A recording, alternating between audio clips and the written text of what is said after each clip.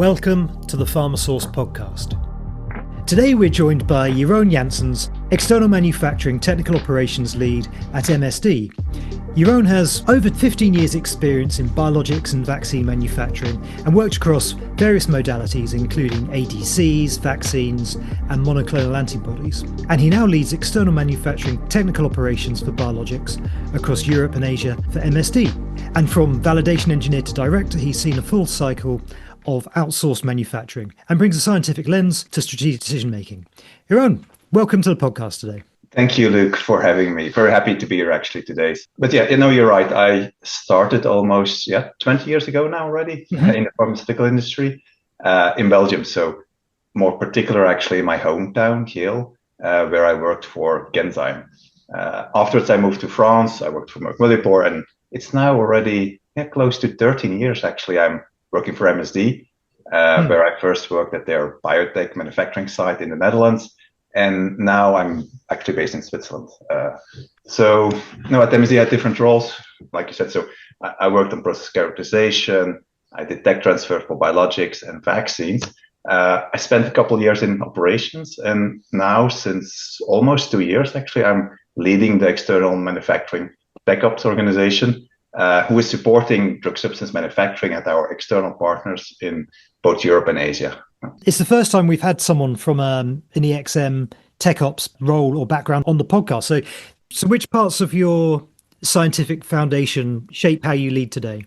Yeah, so the key word is curiosity. I think like every child, I was very curious, but I'm often reminded by my parents and family that I was quite obsessive about curiosity. I was continuously asking waarom, which is a Flemish for why. I think that's really the key word. So curiosity, really curious how things interact, how they function, how they grow. That actually drove me to become an engineer and then followed me through the complete career path up to date, actually, up to how I lead. Because that curiosity helps you to question and improve, of course, yourself, but also your processes, your systems, your models, how you interact with different stakeholders, how the interactions are happening in our team. And that's also something I'm really actively pushing my team for, is to stay curious and continuously learn. And so what we have done, we have a Friday afternoon learning day, so we limit meetings so people have time to really develop themselves, stay curious. There are EXM tech talks. We live really by the motto to experiment continuously. I think that definitely curiosity is that scientific foundation which shapes how I lead, how we operate as a team today. Very interesting. I like the sound of your EXM tech talks. Could you give me an example of some? What are the type of topics that you and the team will discuss together? They're quite various. So we have it's a monthly talk. We bring in sometimes even external speakers. Often it's internal speakers. It can be people from our team actually discussing a certain investigation, some modeling work they have done. Of course, we are now in ADC, so that's quite a new topic for our company. So we have brought in speakers who explain the current landscape of ADCs, the current challenges. So it's really a monthly touch point where we have an open technical discussion to really learn, to challenge each other and develop further. Very interesting. And building that continuous learning growth mindset into your weekly routine. Exactly. Yes. That's done by that, like I said, the EXM Tech Talks, but also, everything we do, we always say, okay, let's try to experiment. It's fine to fail, but let's try something new, see if it works, adapt and move forward. And that's how we continuously improve and develop. Yeah. Maybe you could explain us at a high level a typical biologics manufacturing process and the types of skills which people would need to operate within the function. Maybe let me start first with indeed a typical biologics drug substance manufacturing process, because that will also lead them to understand which skills actually you need to work in technical operations. But so a typical biologic manufacturing process is you start with a very small vial with like 1 ml of cells, typically mammalian cells in our case. If you want to produce a monoclonal antibody or an ADC. And that's then growing up further. So you, by flask, by bioreactors, you grow further the cell mass. And at one point, once you have sufficient cells, you start to express, so you chase conditions to express actually your protein of interest. And that can go up to like a 15,000, or even we had one 20,000 liter bioreactor. So you can imagine you have then a 15,000 liter bioreactor filled with cells, but also with dead cells, living cells, host cell proteins, all kind of media components, etc. You need then to purify that to your final protein of interest, to your map. And for that, we apply then a complete purification process, which we call the downstream processing. It consists of different filtration steps, chromatography steps, to really purify that cell broth to your map of interest. And on top of that, you need to make sure that any potential viruses or bacteria are also removed. So it's quite a complex process, which can actually take up to, I would say, 50 days from vial thaw up to filling your final protein solution. So that complex process, which takes a lot of time, of course, is inherent then having several issues or challenges can occur. And that's where my team also then steps in. So from a skill perspective in technical operations, what you would need is then first, I think foundation is, of course, your technical expertise. So typically the people working in technical operations, they have had many years experience on the floor working on these biological manufacturing processes or in the lab developing these processes. So one is technical excellence. Secondly, and this is more, I would say, particular for external manufacturing, they need to support remotely the external partner. So they can be called up in an evening, say, okay, look, we have this issue, we have an hour to resolve it because otherwise the batch might be drained. And just a batch can be like a couple of millions worth. So there is quite some pressure there. So beside the technical excellence, they also need to be able to quickly, under pressure, assess different technical solutions and drive a decision, with the involvement of the right other functions. And then finally, which is also, I would say, particular for external manufacturing, you need to build quickly a relationship with the external partner, with your technical counterparts. So the more what I call soft skills are also important. So building that trust environment, connecting with people which are maybe even in a different continent, so a different background, a different culture, a different language, but quickly build that relationship so that if something happens, they don't hesitate to take the phone and give you a call to get them to work together to resolve that issue. A real blend then, I suppose, of having the scientific background, but also, general business management, communication. Yes. Where do you tend to find those sorts of people when you're interviewing for roles? I mean, is it a particular background or attitude that you're looking for when you're interviewing?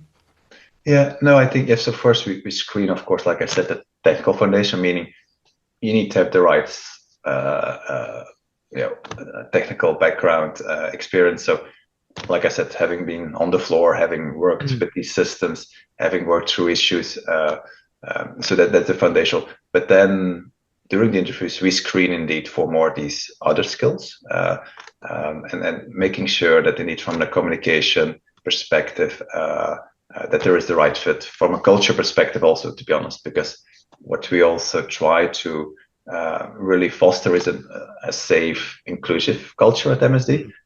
So we also screen for that perspective.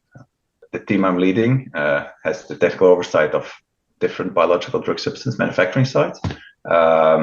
Actually, currently, my team oversees 11 biologics, the manufacturing of 11 different biologics, and which are in different phases. So some are commercial ready, others are moving to commercial.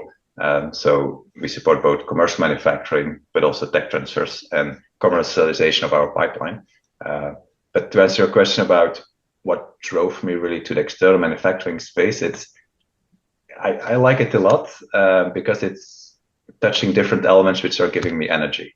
And so going back to that curiosity I mentioned at the start, is first of all from a technical perspective. So in external, you're in a unique position to really see how different companies, so your different CMOs, external partners you're working with, how they overcome technical challenges, how do they drive the continuous improvement, how they set up their organization, their governance. So you learn a lot from that. But also on a different level is, and that's something I tell continuously my team, is that we are a kind of gatekeeper. We are in between the external partner and our internal stakeholders, because we need to make sure that the MSD priorities and process expertise are also translated to our external partners' capabilities without, and that's an important part, without interrupting, of course, them too much, because they, at the end, they need to deliver these important life-saving drugs for our patients. So beside the technical curiosity, there is also the part regarding communication, collaboration, which I like a lot. So it's, like I said, curiosity from a technical perspective, but also from a human interaction and communication perspective makes that external space is very nice to work in. It would be good to understand a bit more about how that works structurally with the internal side and external. MSD, I believe, uses that focus factories model for external manufacturing. So it'd be good to understand a bit more about that, how you structure that governance, the communication, how do all the different parts feed in? No, yeah, we have indeed the focus factory model, meaning the focus factory is like a virtual plant. We had different names in the past, but so it's a virtual plant where you have really, it's about the three core pillars. You have quality, you have technology, so my team, and you have operations. And then that's supplemented with other functions like CMC, finance, procurement, and others. But these focus factory, they are responsible for an external partner. They really drive and are accountable for all the interactions and deliverables of that external partner. How does that structure work with the operations, quality, technical contact? And I suppose the interface with the CDMO partners, how does that look day to day? How do you define the boundaries between who does what? And and there also, again, I think the experiment, what I mentioned at the start, is important. It's a continuous improvement we are looking, but of course we have a standard fixed governance, meaning the team can have daily interactions with the CMO. These are all mostly virtual, and so we operate definitely in a virtual environment. Of course, we try to also have on-site meetings. Typically, start of tech transfers, you have kind of kickoff meetings, so you bring there really the teams together. Also, from a technical perspective, there you really start to build that relationship between the partner, and then that's moved more to a virtual setting. And then depending on the phases you are, there might be more on-site interactions, or if there are complex investigations, we will also have a team going on site. So, but in general, it's more virtual. There are standard meetings set up on a weekly basis with different topics, and that's how we typically operate with our external partners. Do you have to travel around yourself much, Jeroen? I mean, are you off to Asia site visiting, or what does that look like for you? No, we also, from a leadership perspective, we of course, and we are part of the governance. So we have what we call joint steering committees, which we do virtual also, but we try also to be at least once a year face-to-face JSCs. So where we travel to our partner, where we overlook, of course, how the performance was, and do a review of the KPIs, to review of certain strategical topics. So that's, from a travel perspective, yes, we try also to go to our CMOs, to our partners, because I'm strongly believing that face-to-face interaction is how you really set that foundational relationship on which you then build on further.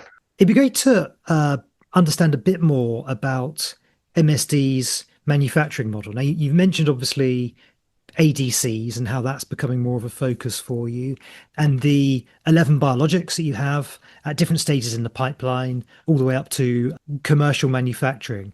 Could you break that down a bit for us? Because if you're trying to manage all of these various different modalities and all the different pipeline stages, how do you make that work? Yeah, no, that's a good question. Actually, that's probably the actually what our CEO Rob Davis calls the opportunity challenge we're currently facing, because like you said, we have one hand, we have our commercial modalities, so commercial products which we need to make sure they continue to be delivered, but at the same time we have I would say a unique pipeline of new drugs coming through our pipeline, which we also need to deliver. So we need to make sure that these are delivered in time and as quick as possible to our patients. So it's an interesting challenge, and I think how we are set up is that, like I said, my team supports both modalities, and that will help to make sure we have seamless transition also from that pipeline commercialization into the commercial manufacturing.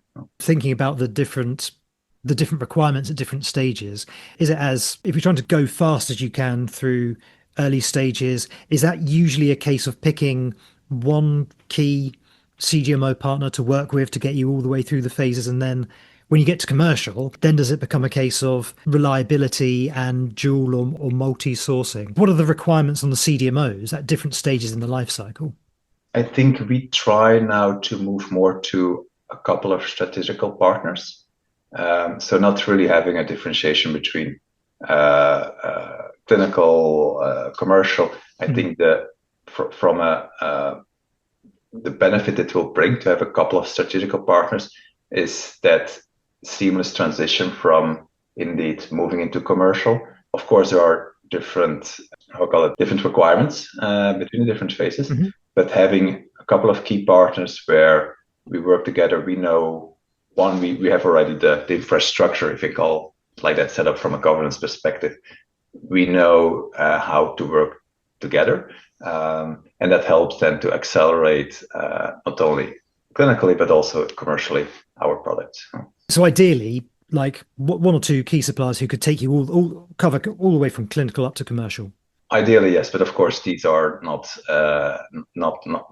always available, and also we have, of course, a good mix between internal capabilities and external capabilities. It's finding the right balance, the right partner for the right project, depending on internal and external capabilities we have available. Yeah.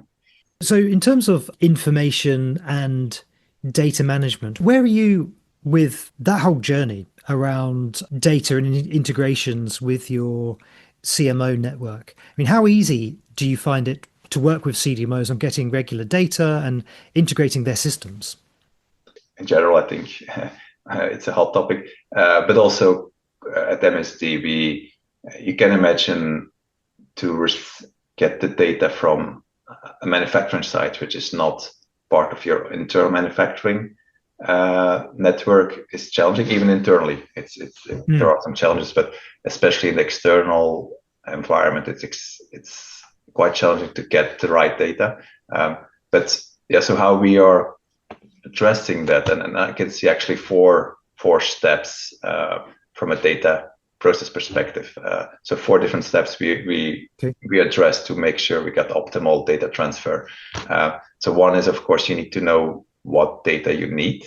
I think why do you want the data? And that's really the basic. And there at MSD, we approach from 2 perspectives. One, a proactive perspective, meaning you want to analyze the data to be able to quickly identify manufacturing trends to react before they become an issue. For that, we have what we call the proactive process analysis, so PPA tiers, and they're from a tech ops team. So my team is sitting there together with often the external technical team, and they look at these data trends to see, okay, is there any problematic trend we need to address before it becomes an issue?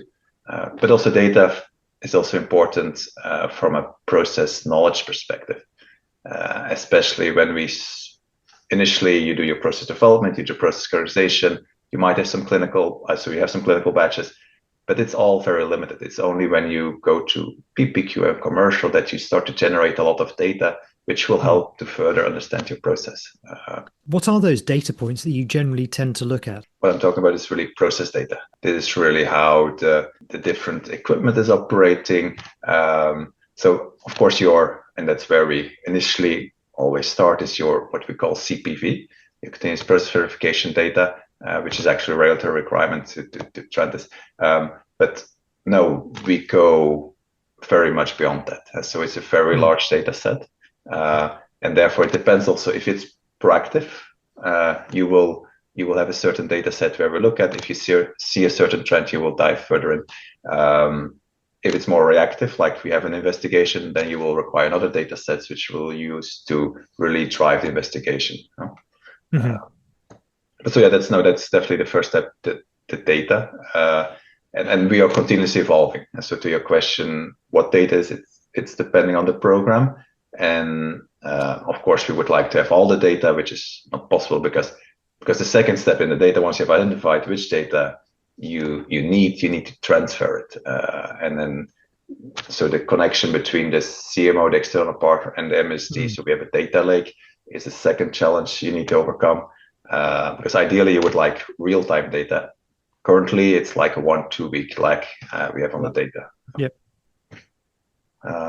But also, and then of course, once you have the data, you need to analyze the data. You need to have the right people with the right capabilities to analyze that data, and that's another point where we in the external manufacturing tech ops organization are focusing, is to build really that right data capability. Because I think our teams have tremendous knowledge about the process, and then be able to get the right data and analyze the right data will help to really identify these trends and avoid these issues which might happen then.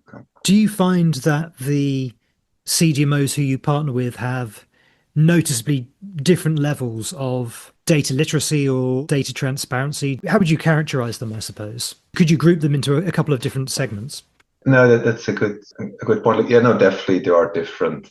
I think like everybody's at a different level on their pathway, but on their journey, on the data journey. But no, we have CMOs which maybe are still need to catch up from and I think more historical manufacturing. You had paper batch records to run the process, so you can imagine to capture all of that data, it's more difficult.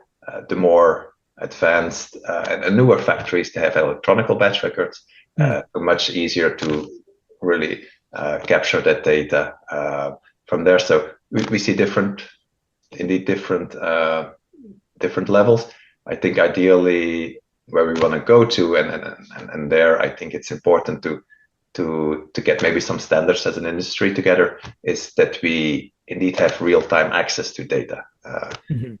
We are trying to work with some of our CMOs already to that point.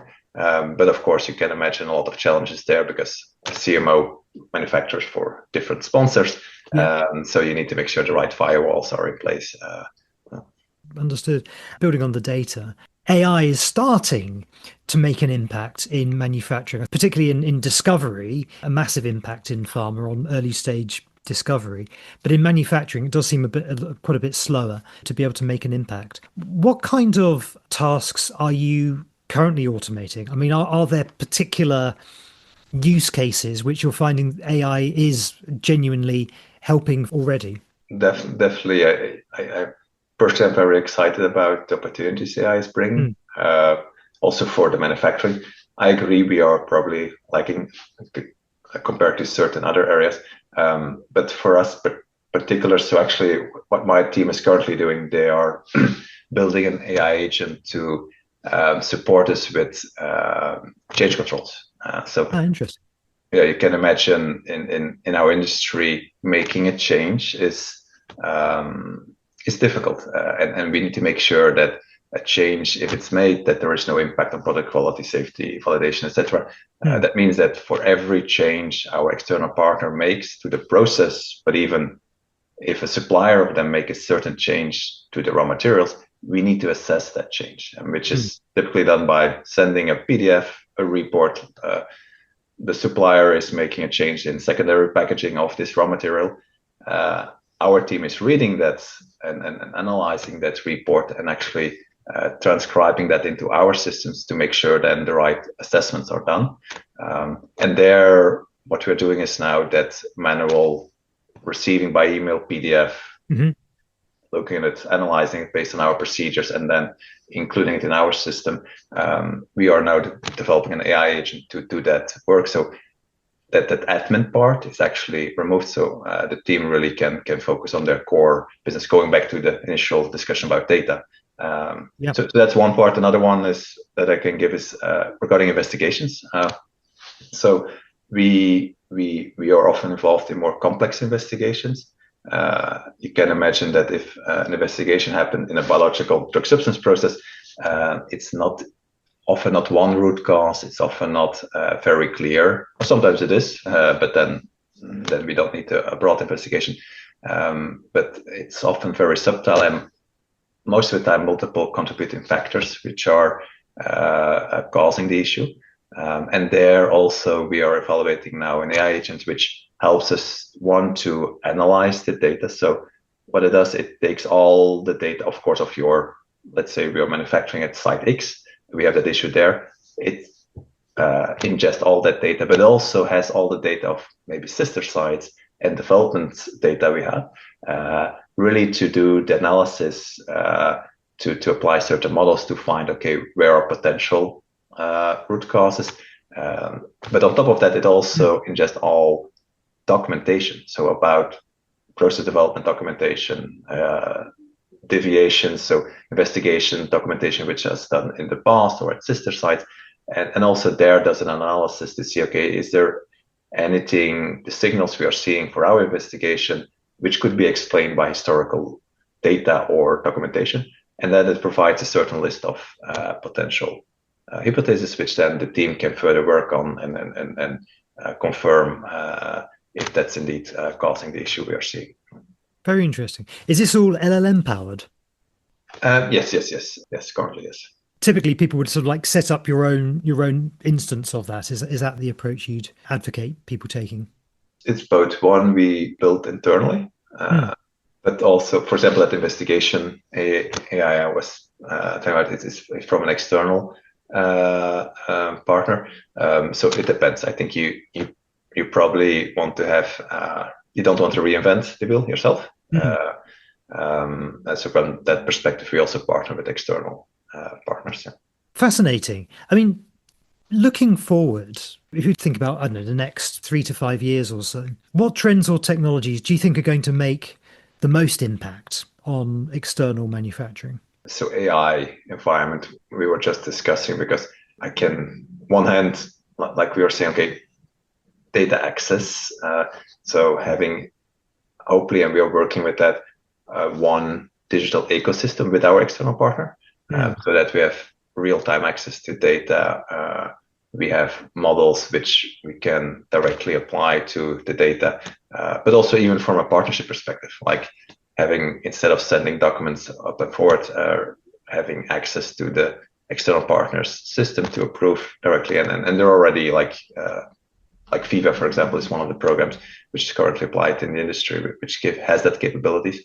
So that's one. But then, more from a technology perspective, I would say I like very much the digital twin we are working on. So digital twins, I think, exists already many years, but only now I start to see it also in our industry, in the manufacturing applied. So it's really you can call it as a dynamic digital representation of your actual process, your equipment. You use it really to support your manufacturing process.